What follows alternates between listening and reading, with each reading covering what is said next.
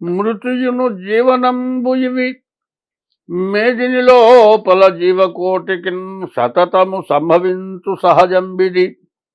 చోరహుతాశ సర్ప సంహతులను దప్పి ఆకటను పంచతనుండటి ఎట్టి జీవుడును వెతలను పూర్వజన్మ భవ వేదనలందుచుకుండు నెప్పుడు. చచ్చిపోవడం పుట్టడం అనేది అది సహజం.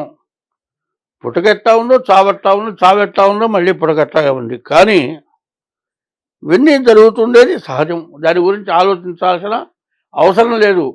రాత్రి అయిన తర్వాత మళ్ళీ తెల్లవారుతుంది, తెల్లవారిన తర్వాత మళ్ళీ రాత్రి, పగలు చీకటి, రాత్రి చీకటి, పగలు వెలుగు ఎట్లా వస్తున్నాయో అట్లాగే వస్తున్నాయి. కానీ మానవుడు దొంగతనం వల్ల, దప్పిక వల్ల, ఆకలి వల్ల, మరి ఏ కొండల పర్వత ప్రాంతంలోంచి పడి చచ్చిపోవడం వల్ల, ఇట్లాంటి వల్ల మనిషి చచ్చిపోతున్నాడు. అయితే ఏంటంటే తను చేసుకున్నటువంటి పూర్వజన్మ పాపకర్మం వల్ల మరణం వస్తోంది.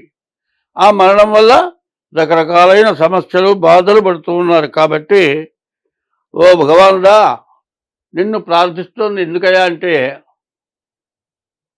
ప్రార్థించడం ఎప్పుడూ భగవంతుణ్ణి నన్ను రక్షించమని ప్రార్థించవచ్చు. కానీ ఈ ప్రార్థించేవాడు ఎప్పుడూ కూడా సత్యానికి, ధర్మానికి కట్టుబడాలి. పాపం జోలిపోకూడదు, పుణ్యమైన పనులే చేయాలి అని పోతన గారు భాగవతంలో చెప్పిన పద్యం ఇది. 2024 మే నెల 22వ తారీఖు బుధవారం, సూర్యోదయం 5:31, సూర్యాస్తమయం 6:28. మరి ఇది ఇంగ్లీష్ సంవత్సరం. తెలుగు సంవత్సరం క్రోధినామ సంవత్సర వైశాఖ శుద్ధ చతుర్దశి బుధవారం, స్వాతి నక్షత్రం. ఉదయం 7:16 వరకు ఉంది. వర్జం మధ్యాహ్నం 1:15 నుండి 2:55 వరకు ఉంది.